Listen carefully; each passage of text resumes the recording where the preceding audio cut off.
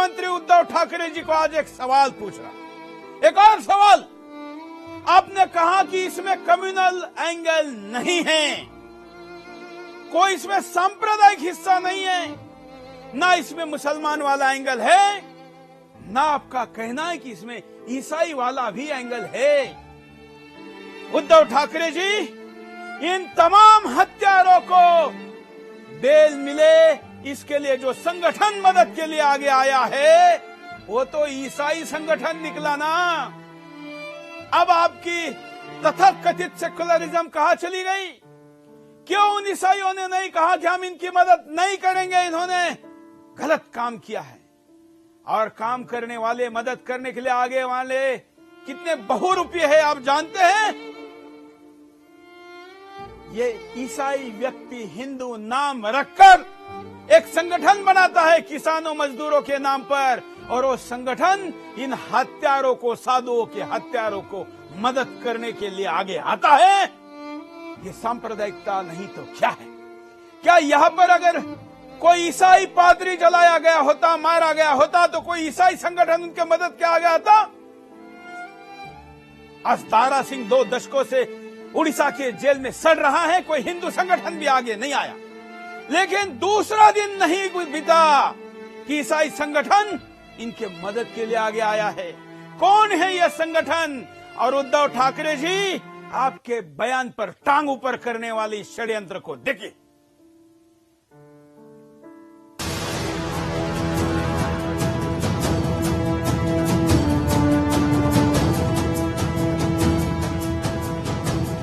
साधुओं की हत्या के बाद पुलिस ने 110 लोगों को हिरासत में लिया और प्राथमिकी भी दर्ज की। पुलिस का कार्रवाई करने और एफआईआर दर्ज करने में भले ही देरी हुई हो, लेकिन इन हत्यारों को बचाने के लिए आगे आने वाले लोगों ने देरी नहीं की।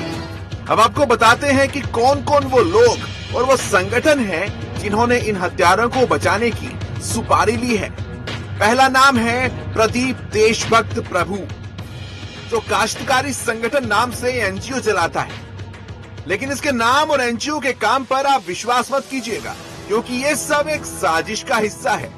प्रदीप देशभक्त प्रभु का असली नाम पीटर डी मेलो है। जी हाँ, आपने सही सुना, पीटर डी मेलो। इसका असली नाम पीटर डी मेलो है।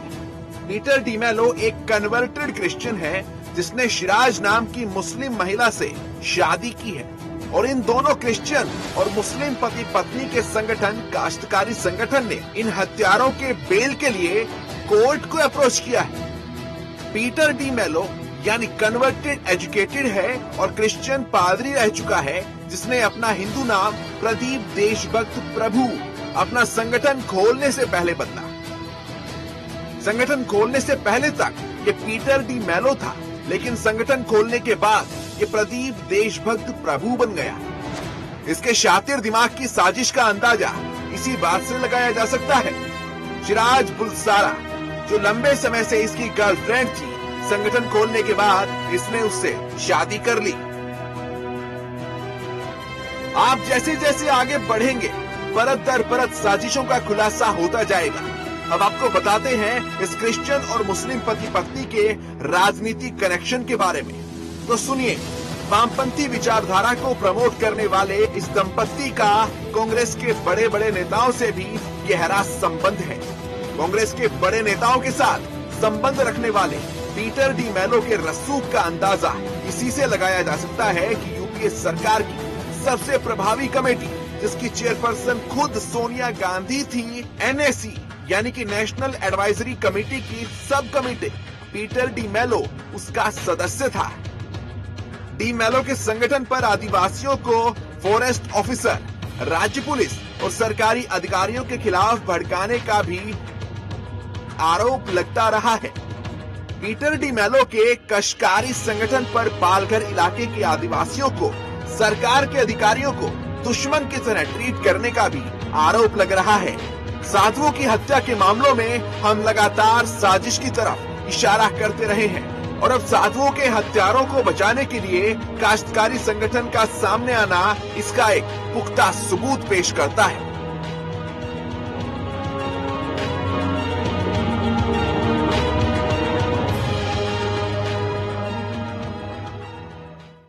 तो बताइए उद्धव ठाकरे जी, आप तो कह रहे थे कि ऐसा कुछ नहीं है। अगर ऐसा कुछ नहीं है तो ये आगे कैसे आया, पहचानिए। किस पर भरोसा कर रहे हैं आप? किन गद्दारों के भरोसे आप कैमरे पर आकर बोल रहे हैं? इन गद्दारों के जवाब देना होगा। आज के इस सवाल पर जो लगातार मैं 3 दिनों से पूछ रहा हूं कि क्या साधुओं के हत्यारों को फांसी होनी चाहिए, तो देखिए कितने प्रतिशत लोग हमसे सहमत है। पोल चल रहा है sudarshannews.in पर, हमारे ट्विटर पर, हमारे फेसबुक पर। और क्या साधुओं के हत्यारों को फांसी होनी चाहिए, इस प्रश्न पर लोगों ने जो हमको समर्थन दिया है वो 99% है। 99% लोग कह रहे हैं कि हां, इनको फांसी देनी चाहिए। आज हमारे साथ नीलेश के परिवार की प्रतिक्रिया भी रहेगी, लेकिन उसके पहले हम आज कुछ सवाल पूछ रहे हैं महाराष्ट्र सरकार को, उनके उस लाचार मजबूर गृह मंत्री को, महाराष्ट्र के उस मुख्यमंत्री को जिनके पिता हिंदू हृदय सम्राट बाला साहब ठाकरे होते, तो आज इनको खड़े करके गोली मारने की बात करते। उनका बेटा कह रहा है कि जांच हो रही है, अरेस्ट किया गया, एफआईआर हुआ। अरे भाई, अरेस्ट तो कब किया, एफआईआर कब हुआ, इसकी सुसंगति लग रही है क्या?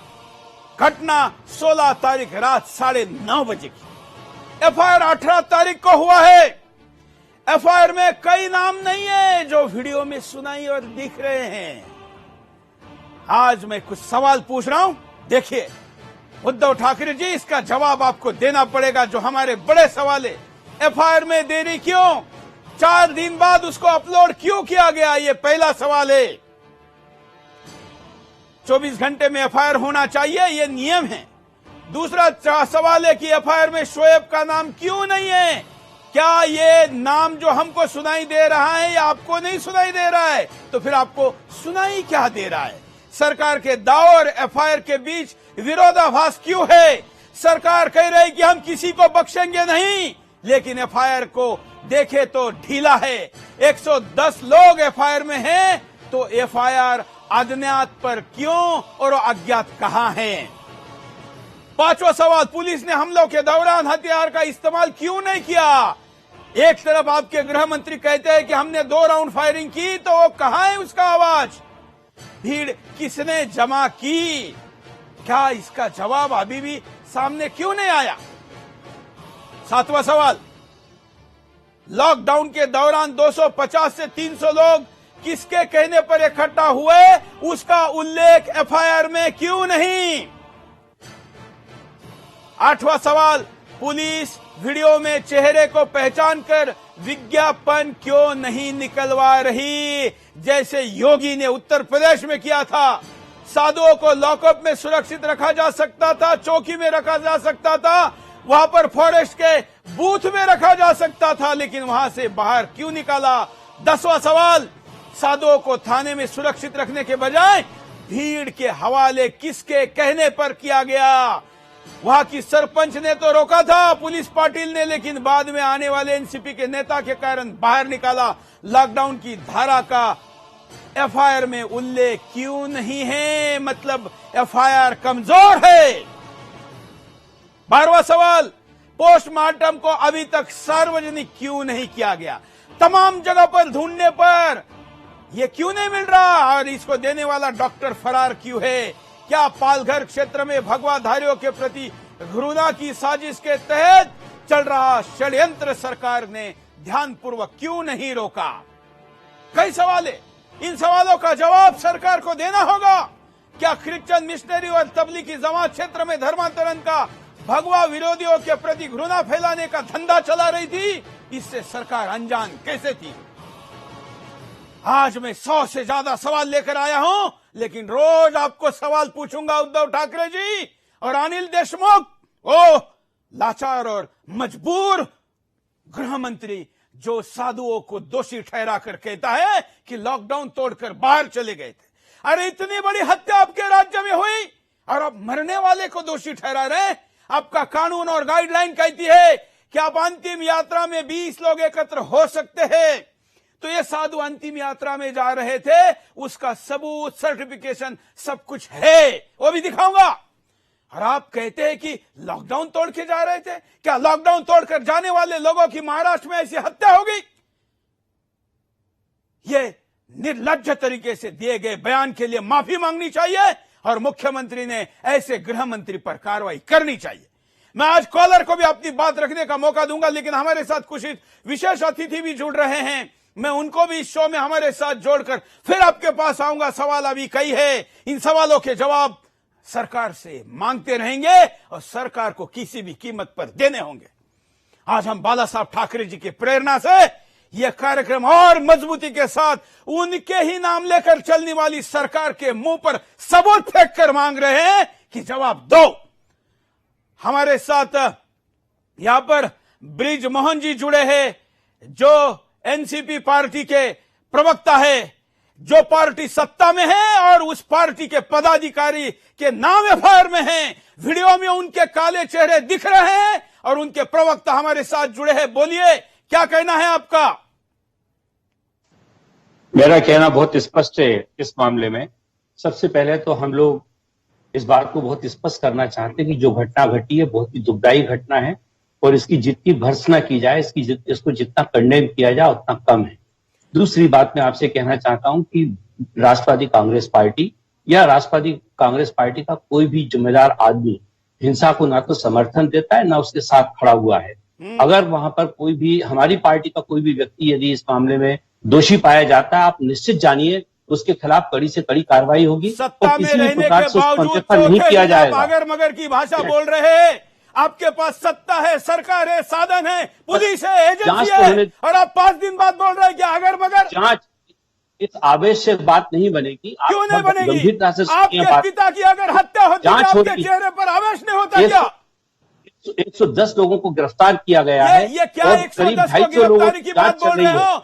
और जहां तक आप एफआईआर बात करते हैं उसको भी आप स्पष्ट समझ लीजिए। एफआईआर अगर कमजोर है, जांच के बाद अगर जो नाम आते हैं उनको कभी भी एफआईआर में जोड़ा जा सकता है। जोड़ने का काम पुलिस भी करती है, होता है। मको का कानून क्यों नहीं लगाया? संगठित अपराध के लिए मको का लगता है। आपके लोग कह रहे हैं कि पहले भी यहां पर ऐसी घटना हुई है। कई अधिकारी को यहां पर जो सामान बांटने आए थे उनको भी रोका गया है। तो अगर ये हैबिचुअल ऑफेंडर है, संगठित अपराध है, इतने ज्यादा लोग हैं, तो मको का क्यों नहीं लगाया? जवाब दीजिए। मैं महाराष्ट्र की जनता को, पूरे हिंदुस्तान की जनता को एनसीपी की तरफ से आश्वस्त करता हूं कि इसमें जो भी कड़ी से कड़ी कार्रवाई होगी वो सारी होगी, किसी को बख्शा नहीं जाएगा, क्योंकि बहुत गंभीर मामला है। हमारे साधु संतों को यदि इस प्रकार से अगर उनको अगर परेशान किया जाता है, उनकी हत्या की जाती है, तो इसको कोई भी सभ्य समाज कभी स्वीकार नहीं करेगा, क्योंकि ये हम लोगों की ये शासन की भी जिम्मेदारी है और हम लोग इस जिम्मेदारी को महसूस करते हैं। किसी प्रकार से लापरवाही नहीं होगी, ये मैं आपको विश्वास दिलाना चाहता हूं। जरा रुकिए, आपके पार्टी के होम मिनिस्टर है, सत्ता तो आप ही चला रहे हैं ना। जरा देखिए क्या कहते हैं वहां के होम मिनिस्टर, जो बात पर देखिए। जो घटना घटी है बहुत ही दुर्दैवपूर्ण घटना है।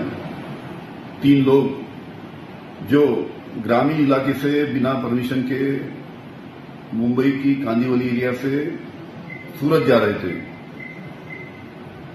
ग्रामीण इलाके में अफवाह फैली कि ये लोग बच्चे अगवा करने आए हैं या चोरी करने आए हैं। इस प्रकार की अफवाह फैलने से काफी बड़ी तादाद में लोग इकट्ठा हो गए। वहां पे शुरू में 5-6 पुलिस थी, उसके बाद और 10-12 पुलिस वहां पे आई, लेकिन भीड़भाड़ इतनी बड़ी थी, इतने बड़े तादाद में भीड़ इकट्ठा हुई थी, पुलिस ने 2 राउंड वहां पे फायर किए, उसके बावजूद भी लोग काबू नहीं आए। और जो घटना घटी आपको सबको पता है, बहुत ही दुर्दैवपूर्ण घटना है। इस पूरी घटना की जांच स्पेशल आईजी को दी गई है और इसमें अभी तक 101 लोगों को अरेस्ट किया है। मुझे बड़ा दुख है कि ऐसी घटना का कुछ लोग राजनीतिक फायदा उठाने की कोशिश कर रहे हैं। आज पूरा महाराष्ट्र, पूरा भारत करों की लड़ाई लड़ रहा है। ऐसे टाइम इस प्रकार की राजनीति करना ये बचपना है। पालघर की जो घटना बताइए घटी है, श्रीवास्तव जी, ये आपका गृह जी। मंत्री है, इसका चेहरा देख के किसी को डर लगेगा क्या, खौफ लगेगा क्या? अरे अब तो लोग और देखिए, ज्यादा बाहर निकल कर मारेंगे क्योंकि दम नहीं है होम मिनिस्टर नहीं में। नहीं उन्होंने ठीक बात बोली है। क्या बात क्योंकि बोली है? एक गृह मंत्री के ऊपर पूरे प्रदेश की जिम्मेदारी होती है, और जब वो कहते हैं तो उसके पीछे कानून का पहलू भी होता है। आप ध्यान रखिए कि जब तक जांच पूरी नहीं होगी और जांच में किसी प्रकार का कितने कोई साल भी लगाएंगे आदमी जांच बच जाए, में? कितने कोई साल आदमी नहीं लगाएंगे आप बचेगा। जांच में?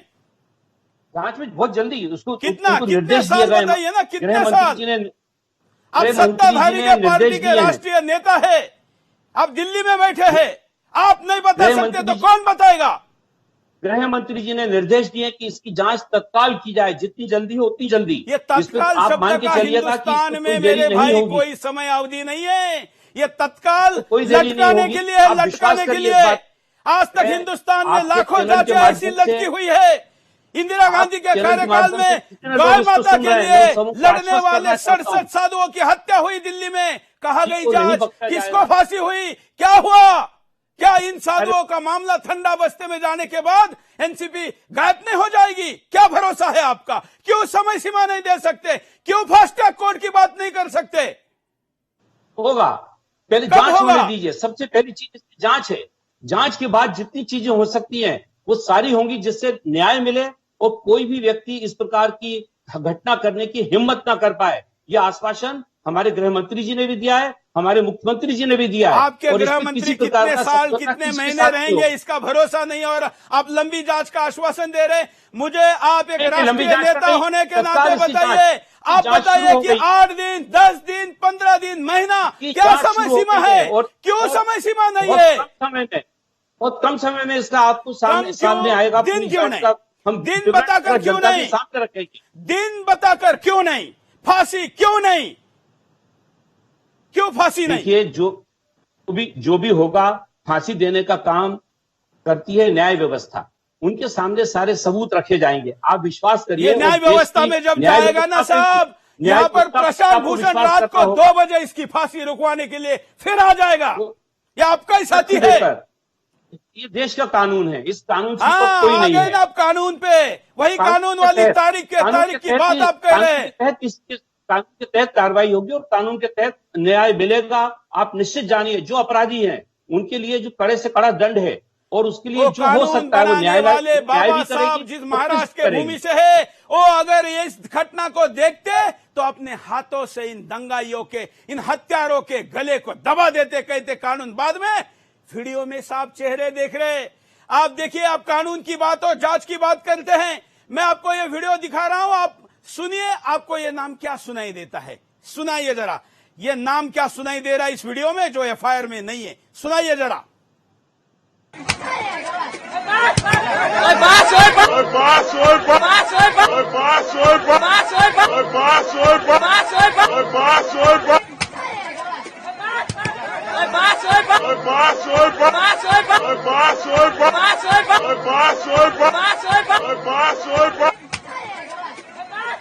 चलिए ब्रिज मोहन जी, ब्रिज मोहन जी, ये जो आपको वीडियो- क्या नाम सुनाई दिया? जो आपने वीडियो सुनाया है अभी, हाँ। इसमें इसकी सबसे पहले तो फोरेंसिक जांच होकर ये पता लगाया जाएगा हाँ। कि इसमें वाकई जो नाम आ रहे हैं वो अच्छा, कौन आपको कौन क्या से और सुनाई नाम दिया? हैं। ठीक है, आप आपको ये क्या चीज आपको सोचते क्या हैं कि सुनाई पुलिस दिया? को- पुलिस पुलिस आपको पे जब तक आप कार्रवाई करने का मौका नहीं देंगे, ब्रिज मोहन जी, जब तक आपको आप मैं आपको पूरा मौका दूंगा। कार्यक्रम में कोई ब्रेक नहीं होगा, कार्यक्रम लगातार चलेगा। आपको क्या सुनाई दिया बताइए, क्या सुनाई मैं इसको नहीं समझ पा रहा हूं अभी। मेरे को इस पे कोई नाम स्पष्ट सुनाई नहीं दे रहा कि मैं ये कह पाऊं कि ये है या वो है। ये नाम इसलिए शोएब मैं आपसे है कह रहा ना, हूं, इसकी जांच मारने करने वाला दीजिए। नाम इन शोएब सारे- सुनाई दे इन रहा सारे है, सबूतों की इसलिए आप ब्रिज जांच का मोहन मौका जी, दीजिए। आपकी जब तक आप जांच पार्टी का मौका आपको नहीं सुनने देंगे, नहीं देगी। जब तक आप जांच का मरने मौका वाला नहीं अगर देंगे, शोएब तब तक कोई होता चीज स्पष्ट तो नहीं हो आपको पाएगी। बगैर सुने सब कुछ चिल्लाने, छाती पीटने के लिए मैदान खुला होता। ब्रिज मोहन जी, आपके जैसे लोगों से ये उम्मीद नहीं है। नहीं भाई साहब, आपको हम लोगों पे विश्वास करना होगा क्योंकि हम लोग किसी भी कीमत पर अपराधियों को छोड़ेंगे नहीं। ये मैं आपसे ये नाम आपके चैनल एफआईआर में क्यों नहीं है? चैनल के माध्यम से ये नाम अगर मैंने गलत सुना है, हिंदुस्तान ने गलत सुना है, तो हम नाम दुरुस्त करने के लिए तैयार है। ये नाम शोएब नहीं तो क्या आपको सुनाई नहीं दिया ना? मैं कंट्रोल रूम को कहता हूं, बड़े शांति से मैं भी खड़ा रहना हूं, शांति से सुनिए, दोबारा प्ले करिए, सुनवाइए।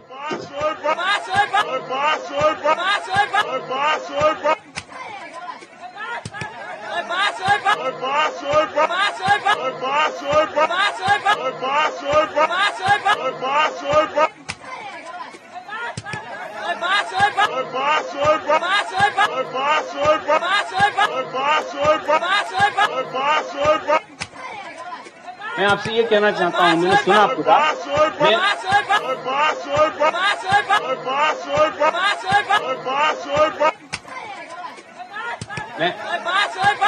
चलिए, मुझे लगता है कि एक बार सुनने के बाद ब्रजमोहन जी खिलाफ भी कार्रवाई होगी। ब्रजमोहन जी अभी आपको क्या सुनाई दिया? ब्रजमोहन जी आपको अभी क्या सुनाई दिया?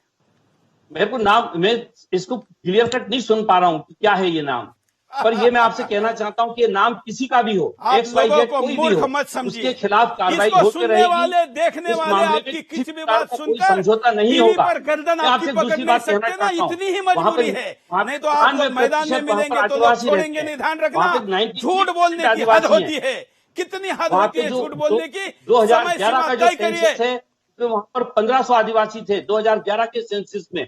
आज वहां पे 90% आदिवासी रहते हैं उस गांव में। और आप निश्चित जानिए कि वहां पर सबसे ज्यादा जो पॉपुलेशन है वो आदिवासियों की है। वो लोग अशिक्षित लोग हैं। उनको ये समझाया गया था, क्योंकि वहां पर लगातार चोरियां हो रही थी। वहां पे ये उनको बताया गया था कि चोरी करने वाले लोग यहाँ पे घूमते हैं, यहाँ पे अंग को लेने वाले यहाँ पे लोग घूमते हैं। उन सारी बातों को अभी तो इनके असली वकील सुनील चोपड़ा जी बोलना बाकी है। आप ही इनके वामपंथियों के लिए इतना बोल लेंगे तो सुनील चोपड़ा जी क्या बोलेंगे? उनके लिए कुछ छोड़िए। ब्रजमोहन जी, आपका इरादा दिख रहा है, आप उनको अनजान आदिवासी कह रहे हैं, आप बचाने का कोशिश कर रहे हैं। अपराधी होते हैं, उनका कोई विचारधारा से संबंध नहीं है। जो अपराधी है वो अपराधी रहेगा, उसकी ये लोग विचारधारा का माध्यम बना सकते हैं। लेकिन आप निश्चित जानिए, हमारे मुख्यमंत्री जी और हमारे गृह मंत्री इस मामले में वो बहुत ही संवेदनशील है और वो इस बात का विवेचना करना जानते हैं कि इसके अंदर आदमी किस धर्म से है, किस जाति से है और उसकी सच्चाई क्या है। और इसका दूध का दूध पानी होकर रहेगा। ब्रजमोहन जी, आप मेरे साथ जुड़े रहिए, मैं आपके पास दोबारा आऊंगा। हमारे साथ सुनील चोपड़ा जी जुड़े हैं। सुनील चोपड़ा जी, जागृति काश्तकारी संगठन, ये है कम्युनिस्ट गदर पार्टी और इसका मुखिया है जिसका पहले नाम था पीटर डी मेलो। इसने यह संगठन और ये पादरी था, ईसाई धर्म प्रचारक था। इसने संगठन बनाते समय अपना नाम बदल कर दिया प्रदीप देशभक्त प्रभु। महाराष्ट्र में ब्राह्मणों का नाम होता है, कोंकण के तरफ के ज्यादातर ब्राह्मण होते हैं। ये नाम रखा है, इसकी वाइफ का नाम है सिराज। ये संगठन इन लोगों को बचाने के लिए आगे आया है। सुनील चोपड़ा जी, आप लेफ्टिस्ट है, बोलिए क्या इस घटना पर आपकी क्या प्रतिक्रिया है? मेरी प्रतिक्रिया सिर्फ 3 चीजों पे है, जितना मैं यहाँ से कह सकता हूँ। वो ये है कि इस गांव में 3-4 दिन पहले एक डॉक्टर पे भी हमला हुआ था, आपको मालूम है? हाँ। और उसके अलावा एक झूठे रूमर चली कि बच्चे उठाए जा रहे हैं, और ये रूमर इसके गांव के सरपंच ने चलाई थी, मैंने सुना है। और इसके साथ साथ हम ये जानना चाहते हैं कि ये जो रूमर है ये किसने फैलाई और क्या वाकई कोई बच्चे उठाए गए थे या नहीं। और हम चाहते हैं कि एक्शन लेना चाहिए उन लोगों पे जिन्होंने इन लोगों को मारा है। दूसरी चीज है, ये लोग जो आए थे इनको बंबई की सीमा में रोका गया था, ये आगे क्यों गए? क्योंकि ये अंत यात्रा में जा रहे थे। ये अंत यात्रा में जा रहे थे सुनील जी, अंत यात्रा में 20 लोगों को जाने का जा रहे थे और हम जानना चाहते हैं ये गलत रास्ते से क्यों गए। तीसरी चीज, हम चाहते हैं कि लिंचिंग के खिलाफ कानून हो, क्योंकि 119 केस ऐसे हो चुके हैं पूरे हिंदुस्तान में 2015 से लेके 2020 तक। बस जोड़ दिया आपको, बिल्कुल। बस जोड़ दिया उधर, उसके बगैर आप नहीं रुक सकते। अब मैं आपका एक एक जवाब देता हूं। वहां पर एक भी बच्चे के अपहरण चोरी का कोई मामला दर्ज नहीं है।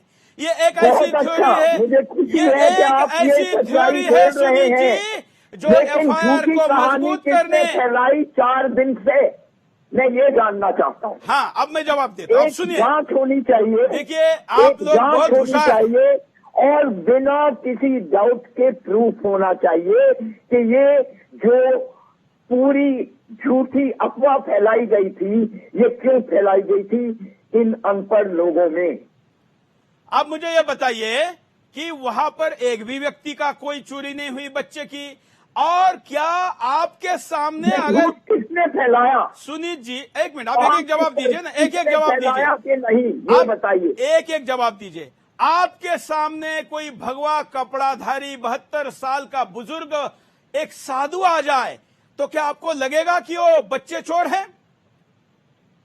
कई लोग बच्चे चोर हो सकते हैं। लोगों को 4 दिन से डराया गया था, डॉक्टर आया था, उसके ऊपर हमला हुआ कि नहीं हुआ? आपको याद है? कमजोर इसके पहले ब्रिजमोहन जी आपके साथी जिनका एमएलए है, एक मिनट ब्रिजमोहन जी आपके पास आऊंगा। सुनीत चोपड़ा जी के पार्टी का वहां पर एमएलए है, पूरे महाराष्ट्र में केवल एक जगह पर इनका एमएलए है, और वहां पर हिंदुओं के खिलाफ, भारतीय संस्कृति के खिलाफ, वहां पर तमाम साधु संतों के खिलाफ का असर है।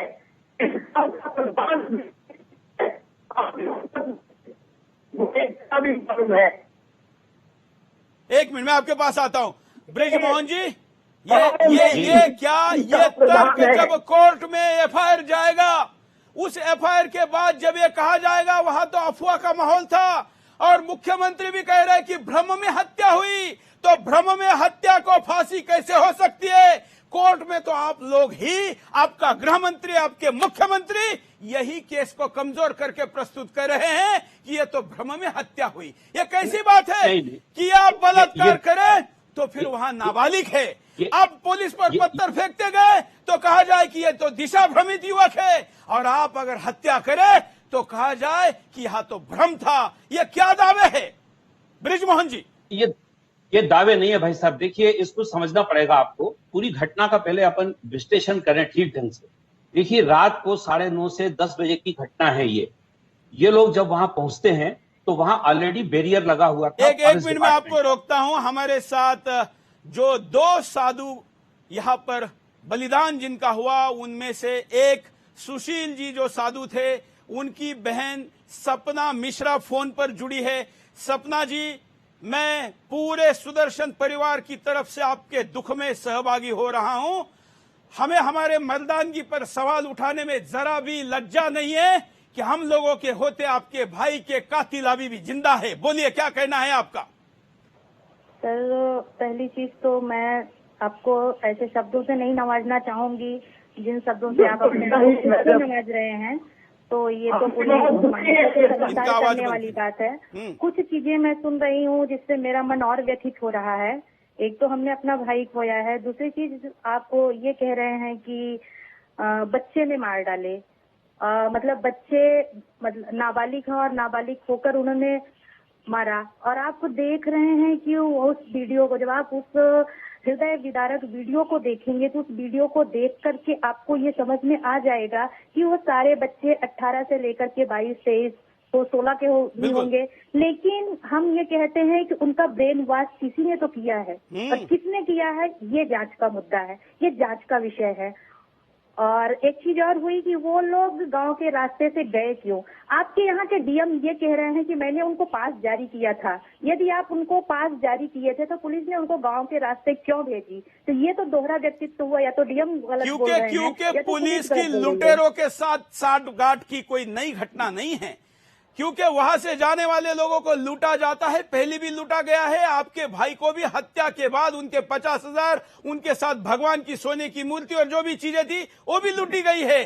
तो सब भागीदार होते हैं, नेता से लेके सारे वहां के अधिकारी भी, इसलिए इस रास्ते को भेजा गया होगा। ये भी एक लाइन हो सकती है। मैं आपके द्वारा आपके भाई के बारे में जानना चाहूंगा कि उन्होंने संन्यास कब लिया था। सर वो 11 वर्ष की अवस्था में कक्षा 5 पास करके जब 6वीं की गर्मी थी उसी टाइम से हमारे चूंकि वो हमारे सगी बुआ के बेटे हैं, तो हमारे फूफा जी ने उनको 2 थप्पड़ मार दिया था। और वो गलती से, हमारा डिस्ट्रिक्ट पड़ता है प्रतापगढ़, वहां पहुंचे। वहां से अब एक बच्चा एक ट्रेन में चढ़ जाता है और डायरेक्ट जा करके पंजाब पहुंचता है जहां पे उसका स्टेज होता है। फिर वहां जब वो उतर के कुछ चीजें बीन के खा रहे थे, यात्रियों द्वारा छोड़ी हुई, तो कुछ उनको साधु मिले, वो अपने साथ ले गए। फिर हम लोगों को कुछ भी 97 में वो गायब हुए थे, 10 साल तक कुछ नहीं पता चला। फिर हम 2007 में उनके बारे में उन्हीं के एक दोस्त ज्वालागिरी के द्वारा पता चला। फिर घर वाले गए, उनको ले आए। मेरे पास सारी फोटोज हैं, अगर बिल्कुल कल हम उसके साथ आपको जोड़ेंगे। आप बहन जी, आपके साथ यहाँ पर 2 लोग, जिम्मेवार लोग मेरे साथ टीवी पर जुड़े हैं। एक वहां की सरकार चला रहे हैं, मुख्यमंत्री भी उनके कंट्रोल में है, और दूसरे वहां के एमएलए के गॉडफादर है सुनील चोपड़ा जी। इन दोनों से आप क्या बात करना चाहेगी, बोलिए। सर मैं यही बात करना चाहूंगी, मैं ये तो नहीं कह सकती कि वो किस साजिश के तहत कैसे हत्या हुई, लेकिन मुंबई से कुछ ही किलोमीटर दूर अगर आप ये कहते हैं कि वो आदिवासी थे, वो निरक्षर थे, तो उसका जिम्मेदार कौन है? जब आप भारत एक का जवाब लेते हैं। ब्रजमोहन जी, आपने ही कहा था कि वो आदिवासी है। क्या आदिवासी है इसलिए साधु की हत्या करेंगे? मैं दावे के साथ कहता हूं, कोई भी हिंदुस्तान का किसी भी राज्य का आदिवासी किसी भगवे कपड़े के ऊपर हाथ उठाएगा ही नहीं, कभी भी नहीं। बोलिए। कि उन लोगों को उनको गलत फहमी में डाला गया था, और वो चूंकि आदिवासी हैं, भोले हैं, और उनको ये बात उनको समझा दी गई थी कि यहाँ पर इस समय कुछ इस प्रकार के लोग घूम रहे हैं, तो यहाँ पे चोरी भी कर सकते हैं और बच्चों वगैरह को उठा के ले जा सकते हैं। ये हमले का तरीका देख के ये भोले लोग दिख रहे हैं आपको? ये वीडियो जरा दोबारा देखिए। क्या ये भोले लोग किसी 72 साल के व्यक्ति पर दोनों हाथों से लाठी डंडे मारेंगे? देखिए, ये आपकी भोलों की व्याख्या है। जरा वीडियो दिखाइए। ये हमले का ये वीडियो, आदिवासी, ये भोले लोग है तो आदिवासी। आप पूरा वीडियो दिखाइए, पूरा वीडियो इनके देखिए।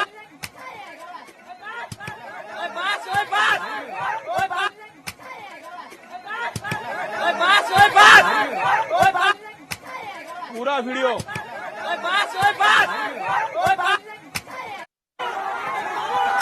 देखिए।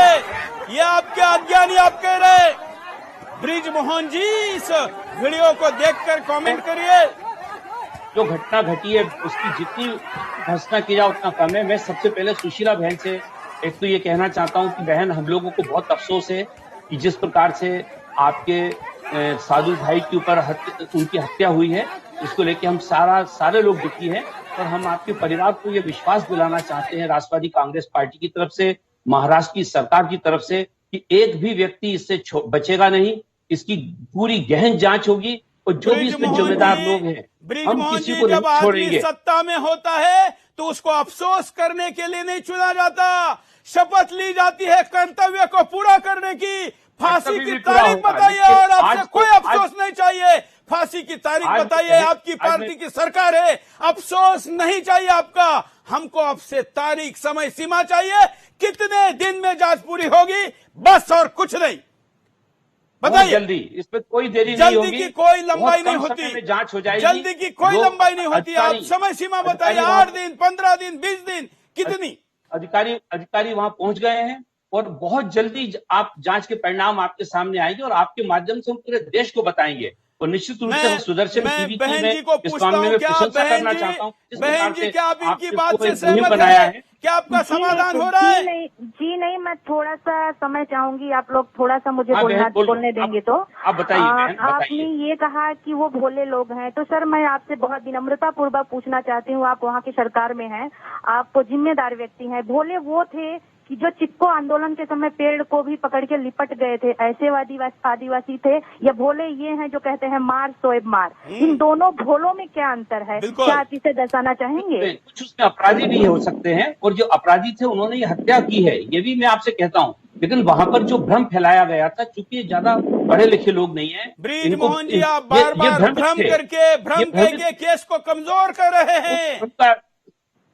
उस भ्रम का ये परिणाम है कि जो लोग उनको आज ये घटना घटी है शुक्रवार को, बहन जी हमारे बुधवार को वहां पर, बुधवार को डॉक्टर विश्वास जब वहां पर, ठीक है ब्रज मोहन जी आपके पास दोबारा आता हूं। बहन जी हमारे साथ सीपीएम के नेता है जिनका एकमात्र एमएलए वहां पर है। 11 तारीख को इनके पार्टी की तरफ से वहां पर एक कार्यक्रम रखा गया था यूथ विंग के तरफ से, जिसमें ऐसे भाषण हुए, ऐसा कहा जा रहा है जैसे एल्गार परिषद के बाद महाराष्ट्र में दंगे हुए थे। उस भाषण का भी यह तात्कालिक परिणाम हो सकता है कि दिखते ही साधु पर जानलेवा हमला हुआ हो। सीपीएम के नेता हैं, क्या आप पूछना चाहेंगे आप इनसे? जी मैं आपसे यही पूछना चाहूंगी, कभी आपने कहा कि वो भोले थे, आदिवासी थे। मैं ये कहना चाहती हूँ 18 साल के बच्चे अगर वो भोले हैं तो उनका ब्रेन वॉश किसने किया? कोई तो है जो उन बच्चों में ये डाला। हम तो अपने बच्चों में दाढ़ी वाले आपको दिख रहे हैं, जरा इनका आवाज ऑन करिए। सुनीत जी जवाब दीजिए। ब्रेन वॉश के अब तो गुरु के भी गुरु शब्द बदनाम हो जाएगा, माफ करिए, आप तो मास्टर लोग हैं सीपीआईएम वाले। बोलिए। एक चीज आप समझ लीजिए, हाँ का पूरा कानूनन मामला होगा और जो सच्चाई है वो निकल के आएगी। सच्चाई को कभी छुपाया नहीं जा सकता। मैं बिल्कुल स्पष्ट हूँ इसके बारे में। समय सीमा बताइए, चलिए आप बताइए क्या समय सीमा कोर्ट बताता है, हम नहीं बताते हैं। आप देश के संविधान को नहीं मानते, किसी और देश में चले जाइए। अच्छा, हमको आप दूसरे देश में जाने के लिए, जिसका भाई मरा गया उस बहन को आप दूसरे देश में जाने के लिए कह रहे हैं, उस दर्शकों को आप दूसरे देश के लिए जाने को कह रहे हैं, जो क्या मांग रहे हैं? शर्म आनी चाहिए ऐसा कहने के पहले। आप हम लोगों को देश के बाहर जाने के लिए कह रहे हैं। बहन जी मैं आपको किन लोगों के सामने लेकर आ रहा हूँ जो आपको न्याय देने के बजाय आपको और हमको इस देश से बाहर जाने के लिए कह रही है, क्या कहेगी आप? सर मैं इतना ये नहीं कह सकती कि उन्होंने ऐसा शब्द कहा, ना तो उनका ऐसा मंतव्य था। और बस मैं उनसे इतनी ही गुजारिश करूंगी कि प्लीज आप सीबीआई को जांच के लिए कहिए उद्धव जी से, और मैं भी उनसे यही निवेदन करूंगी प्लीज सीबीआई जांच हो। आपकी बातें भी जायज हो जाएंगी, मेरी भी बातें जायज हो जाएंगी, निष्पक्ष न्याय होगी। बिल्कुल। चलिए हम कल आपको लाइव में और जोड़ेंगे, वीडियो के साथ जोड़ेंगे, आपको सरकार के और प्रतिनिधि को सामने लाएंगे, और जो लोग कुतर्कों के साथ इस घटना का विश्लेषण करते हैं उनको भी लाएंगे, उन देशभक्त साधुओं को भी लाएंगे जो सवाल पूछेंगे और सत्ता को जवाब देना पड़ेगा, क्योंकि सत्ता सत्य के साथ खड़ी है। हमारे साथ कई कॉलर भी है, कई लोग हैं, कई वीडियो में आपको दिखाना चाहता हूं, कई प्रतिक्रिया मेरे साथ यहां पर लोगों की आई है। लेकिन मैं आपको इस साधुओं के साथ जो सारथी भी बलिदान में वहां पर वो बलिदान दिया, उस नीलेश के परिवार को मिलवाना चाहता हूं। मैं वीडियो में तो कल आपके साथ लाइव लेकर आऊंगा, लेकिन आज उनका ये वीडियो लुक देखिए, उनके फोटो देखिए। ब्रिज मोहन जी आपके सरकार ने अभी तक 1 रुपया भी इस परिवार को नहीं दिया। यहां पर तबरेज अंसारी को आप करोड़ों रुपए और फ्लैट दे चुके हैं, लेकिन नीलेश के घर पर आपका पार्षद भी नहीं गया, आपके किसी छोटे से नेता का फोन भी नहीं किया। ये वो नीलेश है, सोचिए, ये उसके 2 बच्चियां हैं, ये उसकी पत्नी है और ये उसकी मां है। नीलेश इस घर का एकमात्र कमाने वाला व्यक्ति था, आज इस घर का चिराग बुझ गया है। यह नीलेश इतना धड़धाकड़ व्यक्ति को रॉड से, दंडों से मारकर वहां पर क्या नहीं किया गया। सोचिए, यहां पर यह पूजा नारायण का अकाउंट है जो हम यहां पर यहां चला रहे हैं, यह उनका ओरिएंटल नेशनल बैंक है। या इससे भी आसान तरीका मैं आपको बताता हूं, sudarshannews.in पर आप जाइए। यहां पर क्राउड कैश, रितु राठौड़ और उनकी पूरी टीम ने जो एक फंड कलेक्ट करने के लिए अभियान चलाया है, हम पूरे तन मन धन के साथ उसके साथ है। sudarshannews.in पर जाइए, वहां पर नीलेश के लिए आर्थिक मदद के लिए लिंक मिलेगी, उस पर आप तमाम तरीके से आर्थिक सहयोग कर सकते हैं। हमने लक्ष्य रखा है 30 लाख रुपए हम नीलेश के परिवार को देंगे और उसमें से अभी 7 लाख के आसपास की राशि एकत्र हो चुकी है। आज का एक शो ही 30 लाख की कमी पूरी कर दे। बताइए ब्रिजमोहन जी, लोगों ने तो पैसे दिए, 30 लाख का संकल्प किया, पैसे एकत्र भी करे, आपकी सरकार ने अभी तक 1 रुपया भी नहीं दिया। कितने पैसे आप दे रहे, बताइए। मैं नीलेश के परिवार से तो सबसे पहले तो अपनी संवेदना व्यक्त करना चाहता हूं। वाकई उस बच्चे के साथ जो घटना घटी है, उसके प्रति हम लोग जितना सम्मान दे सकें उतना हम लोग देना चाहते हैं। वाकई बहुत उसके साथ अन्याय हुआ है और उसके साथ ऐसा नहीं होना चाहिए था। पैसे कितने देंगे ये बताइए, आपकी सरकार कितना पैसा देगी? कहना चाहता हूं कि हमारी सरकार इस पूरे मामले पर कार्रवाई कर रही है और मैं सोचता हूं कि शायद परसों तक देने वाली राशि की घोषणा हमारे गृह मंत्री जी के द्वारा हो जाएगी। ये मेरे को पता लगा है। क्यों परसों? क्यों? इसलिए कि इसमें पूरी, चूंकि अभी देखिए इस समय इस देश में कोविड को लेकर एक प्राथमिकताएं बदली हुई हैं। उन प्राथमिकताओं के चलते हुए गृह मंत्री जी ने पूरी कोशिश की है कि इसको तत्काल किया जाए और फाइल प्रक्रिया में है। सत्ता में रहे जैसे ही होगा जी, मुख्यमंत्री के पास विशेष अधिकार होता है। मुख्यमंत्री ने कहा 10 करोड़ दो, तो उसको इस देश का सुप्रीम कोर्ट भी नहीं पूछ सकता, इतने विशेष अधिकार होते हैं। आप तो चेक बुक तो आप लेकर बैठे हैं, शिवसेना तो नाम के लिए सत्ता में है, शिवसैनिक रो रहा है। स्वर्ग से बाला साहब ठाकरे के भी आंसू निकल रहे होंगे कि क्या हो रहा है मेरे नाम से चलने वाली सत्ता में। 7 दिन चाहिए आपको पैसे की घोषणा करने को, 7 दिन चाहिए पैसे की घोषणा करने को। क्यों चाहिए 7 दिन की बात में नहीं कर रहा, 7 दिन की बात नहीं कर रहा, 2 रोज में आपको इसकी जानकारी तो हो गए ना, 2 दिन तो 7 दिन तो नहीं, तो क्या हुआ? अंतिम निर्णय अंतिम दौर में है। इसकी घोषणा किसी भी क्षण हो सकती है। मैक्सिमम मैंने 2 दिन बताए हैं, पर किसी भी क्षण इसकी घोषणा हो जाएगी। आप विश्वास करिए इस बात। मैं सुनीत चोपड़ा जी को कहता, सुनीत जी, समाज पैसा एकत्र कर दे रहा है, आप तो गरीबों की बात करने वाले लोग हैं, क्या इस परिवार को आर्थिक मदद नहीं होनी चाहिए थी अब तक? सुनीत जी, मारे गए इस देश में, उनमें से किसको क्या दिया? आपने तो हत्यारों के गले में हाथ डाले।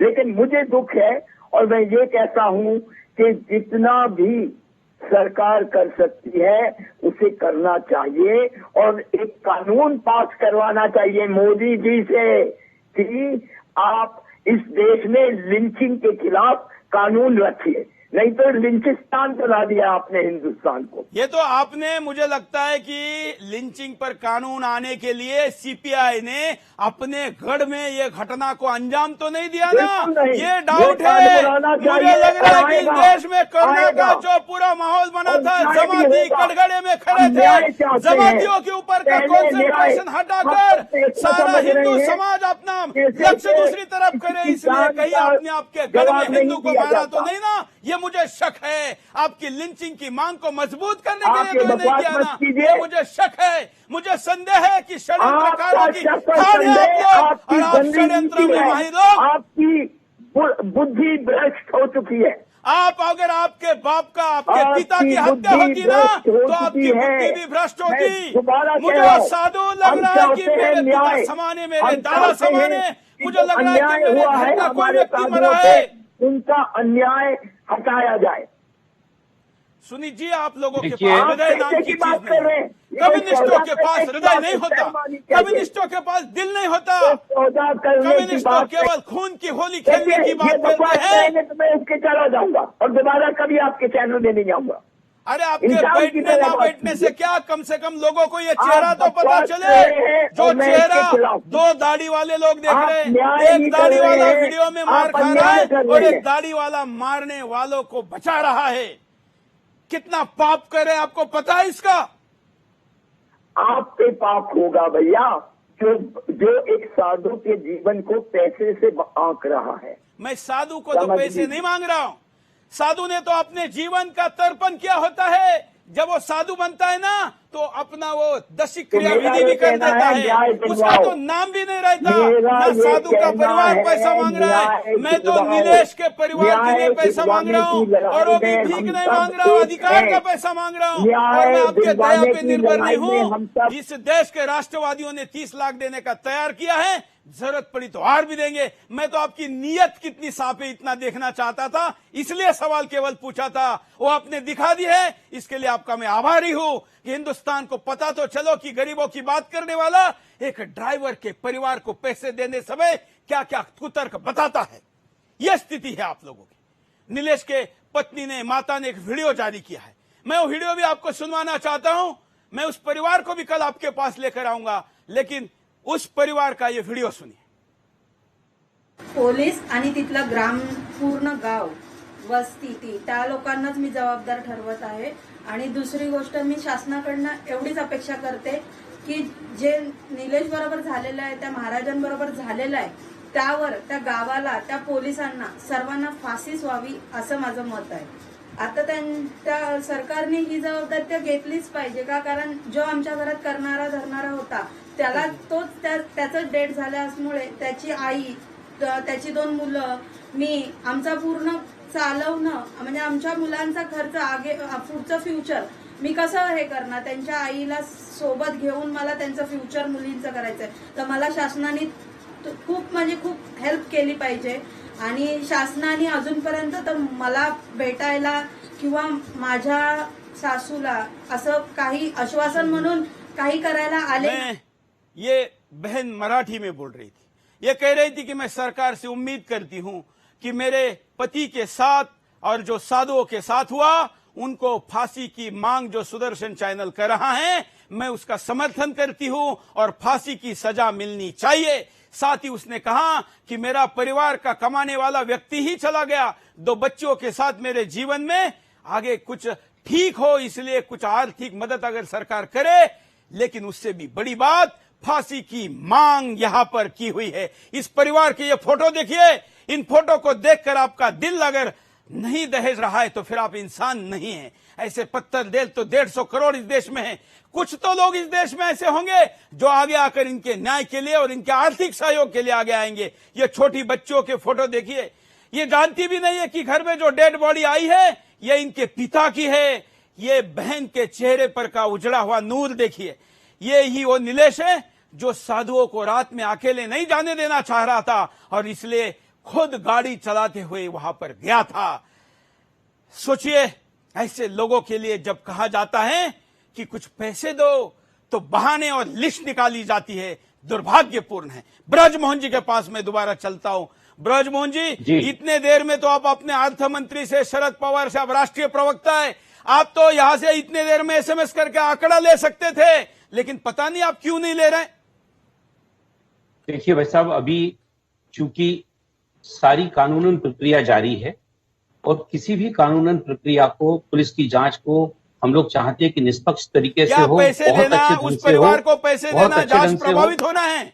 और जहां तक इसको आर्थिक मदद करने का जो मुद्दा है नीलेश को, उसके लिए पूर्व से ही, मतलब अभी हमारी आपकी बातचीत के पहले से ही इस बिंदु पर कार्यवाही चल रही है और मुझे लगता है कि आपको बहुत जल्दी इसके बारे में सूचना मिल जाएगी। और मैं ये चाहता हूं कि सुदर्शन न्यूज ने जो ये शुरुआत की है इस प्रकार से पीड़ित लोगों को मदद करने की, इसमें निश्चित रूप से समर्थन भी मिलेगा और इसको सहयोग भी मिलेगा और ये एक अच्छी शुरुआत है, क्योंकि किसी भी व्यक्ति के साथ, किसी भी निर्दोष के साथ यदि ऐसी घटना घटती है तो उसको समाज का समर्थन चाहिए, सरकार का समर्थन चाहिए। चलिए ब्रजमोहन जी, आप हमारे इनिशिएटिव को अच्छा कह रहे हैं, लेकिन आपकी पार्टी भी कुछ देगी कि नहीं देगी?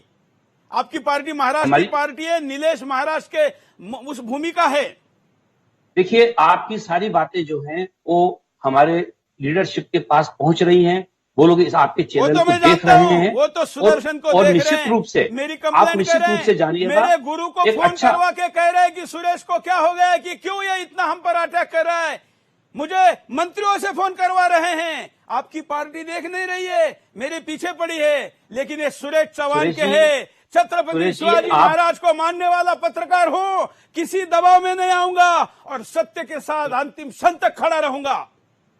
हम लोग भी आपके साथ हैं इस पूरे मामले में, क्योंकि हम लोग भी चाहते हैं कि जो जिनकी हत्या हुई है उनको न्याय मिले, और साथ ही साथ ये सिद्ध हो कि महाराष्ट्र में नहीं पूरे देश के अंदर व्यवस्था कानून का राज है। ये किसी व्यक्ति और लोगों के हाथ में नहीं होना चाहिए। ये कानून का राज है, और इसमें जो भी अपराध करने वाला व्यक्ति है उसको किसी भी प्रकार से बचने का कोई मौका नहीं मिलना चाहिए। हम लोगों का एक मिनट जरा ब्रिजमोहन जी, सुनीत जी के पास चलते। सुनीत जी, आपकी पार्टी कितना आर्थिक सहयोग करेगी इनके परिवार को?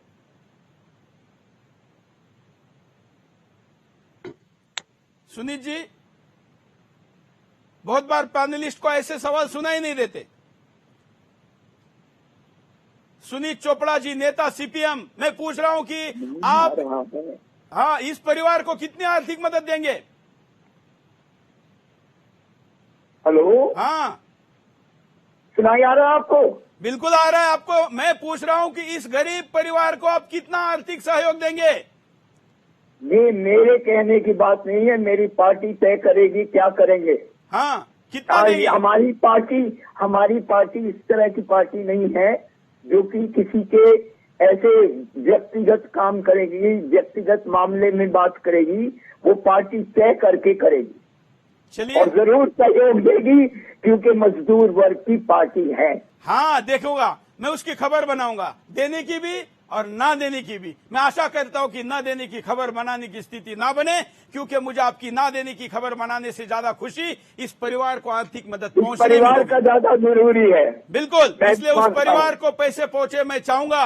लेकिन मैं नेता सीपीएम होने के नाते, क्या आप अपने पार्टी की कोई इंटरनल इंक्वायरी कमेटी बनाएंगे? क्या आपके पार्टी का एकमात्र एमएलए के क्षेत्र में इतनी बड़ी घटना घटी है, उसकी जांच हो? वो एमएलए आज अपने आप टेलीविजन पे बोले थे। हाँ, और मैंने उनको सुना है। तो मेरा ये कहना है, मुझे पूरा विश्वास है कि अन्याय नहीं होगा। आशा करते, देखते क्या होता है। हमारे साथ दर्शकों ने भी कुछ प्रतिक्रिया भेजी है। मैं कुछ दर्शकों की बात, क्योंकि मुझे एकमात्र आशा अगर किसी के ऊपर है तो जनता के ऊपर है। वो आवाज जब तक नहीं उठाएगी तब तक कुछ नहीं होगा। मैं जानता हूं, जनता की कुछ प्रतिक्रिया लेते हैं। और मैं महाराष्ट्र के तमाम शिव सैनिकों को आह्वान करता हूं कि मित्रों, आज बाला साहब, हम तो कभी मानते ही नहीं कि बाला साहब ठाकरे जी गए हैं, वो हमारे हृदय में है। सोचिए कि आज बाला साहब ठाकरे हमसे सुनना चाहते हैं कि इन साधुओं की हत्या करने वाले हत्यारों को क्या सजा हो, तो आप मेरे साथ कहिए कि इनको फांसी की सजा होनी चाहिए। अपने पार्टी की लीडरशिप तक ये बात पहुंचाइए। मुख्यमंत्री उद्धव ठाकरे घोषणा करे कि मैं 8 दिन में इसकी इंक्वायरी पूरी करूंगा, फास्ट ट्रैक कोर्ट में चलाऊंगा। जो वीडियो में दिख रहा है, चेहरा दिख रहा है, पहचानने में आ रहा है, कोई डाउट नहीं है। 5 घंटे में फॉरेंसिक जांच होती है मुंबई में वीडियो की, वो रिपोर्ट लेके उस व्यक्ति को फांसी पर चढ़ाऊंगा। ये घोषणा करने के लिए शिव सैनिक अपने पार्टी के फोरम पे आवाज उठाए। बाला साहब ठाकरे जी, हिंदू हृदय सम्राट बाला साहब ठाकरे जी को याद करके एक फोन अपने नेता को लगाए, अपने पार्टी के नेता को आग्रह करे और कहे कि हम सत्ता में हैं तो कुछ तो नया, कुछ तो विशेष, कुछ तो न्याय संगत करके दिखाएं। मैं जानता हूं कि मेरे हृदय से निकलने वाली आवाज हर एक सच्चे शिव सैनिक के हृदय से निकलने वाली आवाज के साथ तारतम्य रखती है, तादाद में रखती है। वो तो चाटुकार तो हर दल में होते हैं, उनका छोड़ दीजिए, लेकिन असली शिव सैनिक मेरे साथ होगा। और मैं आशा करता हूं कि 24 घंटे में इसका परिणाम दिखने को मिलेगा। मैं आपको कुछ प्रतिक्रिया जनता की दिखाता हूं। निर्दयी लोगों के द्वारा हत्या हो गई, उनका मैं जाहिर निषेध करता हूं। निर्दयी पुलिस मुखदर्शक बनकर देखती रही, एयर फायरिंग तक नहीं की। इसलिए मेरे आपकी सुदर्शन न्यूज के द्वारा विनंती है सरकार को कि जो दोषी है उनको तुरंत फांसी की शिक्षा होनी चाहिए। मैं पालवे शास्त्री और हमारे महाराष्ट्र के जितने भी वारकरी अनुयायी है उन सभी के द्वारा वारकरी संप्रदाय के लोग, क्योंकि ये केवल जुना अखाड़े की बात नहीं है, ये तमाम सारी चीजें भूलकर इस घटना पर एक आने की जरूरत है। इसलिए वारकरी संप्रदाय की तरफ से भी कई प्रतिक्रिया आई है। मैं उस बॉलीवुड को कहता हूं कि वो कहां है आमिर खान की बीवी, जो जिसको डर लगता था हिंदुस्तान छोड़ने की बात करती थी।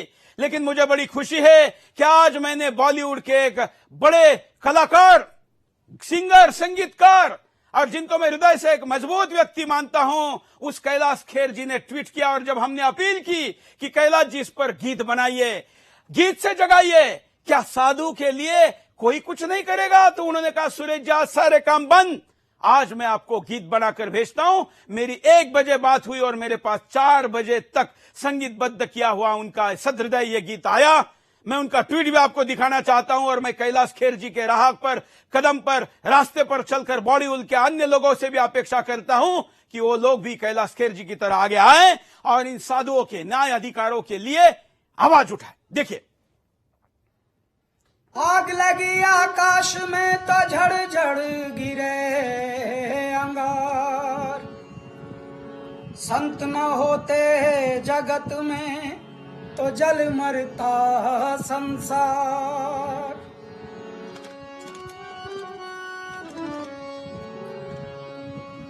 धरती डगमग डोलती, त्राहि त्राहि चहुं ओर,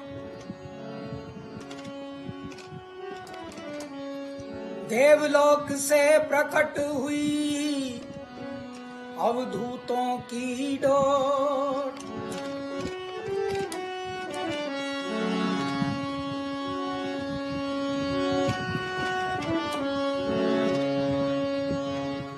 भरा भरा तो सब जगह खाली दें बिसराए, साधु उतरे अगम से तो जग की त्रास मिटाए।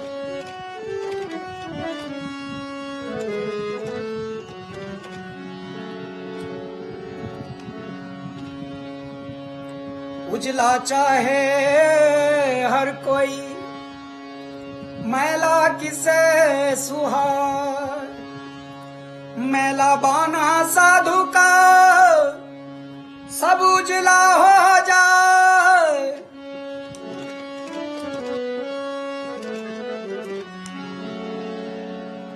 हरी हरी तो सब चरण सूखी दें बिसराए,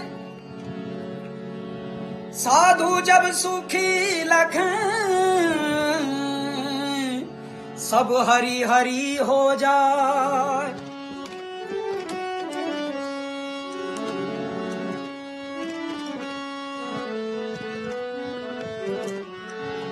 साधु भूखा भाव का भोजन भूखी दे, संतन के सम्मान से अमृत बरसे में। संत कभी मरते नहीं, पूर्ण होत शरीर, संत कभी मरते नहीं, पूर्ण होत शरीर। शीश झुके आसन मिले, अभिमानी को जंजीर। कैलाश जी ने ट्वीट भी किया, जिसको मैं दिखाना चाहूंगा। और बॉलीवुड से यह पहला ट्वीट है। अभी तक किसी ने नहीं बोला है, क्योंकि किसी ने फंड नहीं दिया, इसलिए कोई पोस्टर नहीं लहरा रहा है। ये तो साधुओं का सम्मान कैलाश खेर जानते हैं, इसलिए उन्होंने इसको भेजा। मैं उनका धन्यवाद व्यक्त करता हूं। उन्होंने कहा कि आग लगी आकाश में जो गीत अभी उन्होंने यहां पर गाया था, उसी के बोल वहां पर उन्होंने ट्वीट में किए हैं। ब्रिजमोहन जी, आप Mumbai based, Maharashtra based party है, क्या आप भी आह्वान करेंगे बॉलीवुड के लोगों को कि साधुओं के न्याय के लिए आगे आएंगे? बिल्कुल, हम तो चाहेंगे कि वो हर व्यक्ति इस मौके पे सामने आए जो ऐसे पीड़ित परिवार की मदद करना चाहता है, जो बहुत ही जिसका जो निर्दोष था और आपकी पुलिस और आपकी पार्टी उनका कोई राजनीतिक कार्रवाई नहीं करेगी उन पे, ये भी आश्वासन दीजिए। इस बात का मैं सुन नहीं पाया। मुंबई के बॉलीवुड वाले अगर साधु के साथ खड़े हो गए तो आपकी सत्ता की सरकार उनको परेशान नहीं करेगी, ये भी आश्वासन दीजिए। हमारी पार्टी इस प्रकार का विंडेक्टिव काम करती ही नहीं है। अच्छे काम करने वाले लोगों को, समाज के लिए काम करने वाले लोगों के लिए एक मैं आपसे बात करना चाहता हूँ। 2 दिन आपके बाद मन में अगर बाला साहब ठाकरे को लेकर, मैं आपसे एक बात कहना चाह रहा हूँ, बाला साहब ठाकरे को लेकर आपके मन में जो एक विश्वास है, जो आपके मन में उनको लेकर श्रद्धा है, क्या आपको ऐसा नहीं लगता कि जो उनके बेटे हैं, जिसमें कि बाला साहब का खून है, नहीं वो लग इस रहा मामले है। में पीछे मुझे हटेंगे? इस बात का आपको ऐसा दुख लगता है? नहीं लग रहा है। उद्धव ठाकरे बहुत वो अच्छे निश्चित रूप इंसान से हैं। करेंगे। मैं उद्धव ठाकरे व्यक्तिगत तौर साहब पर इस महाराष्ट्र के मामले में राजनीति कोई का एक समझौता नहीं सज्जन करेंगे, आदमी ये मैं आपसे वायदा उद्धव करता हूं। ठाकरे को मानता हूं, लेकिन मैं आपको फिर बताता हूं कि किसी वंशज से भी ज्यादा उसका भक्त ज्यादा कट्टर होता है। हम तो बाला साहब के वंशज नहीं, हम भक्त हैं, इसलिए हम उद्धव ठाकरे से इस ज्यादा मामले में कट्टर कोई है। समझौता ये नहीं ध्यान करेंगे, रखिए। किसके और दबाव हम में नहीं आएंगे। उद्धव और ठाकरे यही जी हाल को भी हमारे आशा गृह करते मंत्री जी का हैं भी कि है। वो भी हम लोगों की भावना आशा को देखकर सत्ता के चंगुल और समीकरण से दूर होकर एक निर्णय करेंगे और फांसी की बात करेंगे। मैं आपका आभारी हूं, तमाम दर्शकों का आभारी हूं। आर्थिक सहयोग के लिए कंट्रोल रूम में तमाम फोन आ रहे हैं, मैं उनका भी आभारी हूं। मैं नीलेश के परिवार को, साधु संतों के भक्त परिवार को आश्वासन देता हूं कि गद्दारों को, हत्यारों को फांसी पर लटकाए बगैर शांत नहीं बैठेंगे। खाना पानी नींद तो हराम कर ही दी है, क्योंकि संतों की भक्ति की है। अब राजनेता को सोने नहीं देंगे। आज के लिए इतना ही। धन्यवाद। जय हिंद।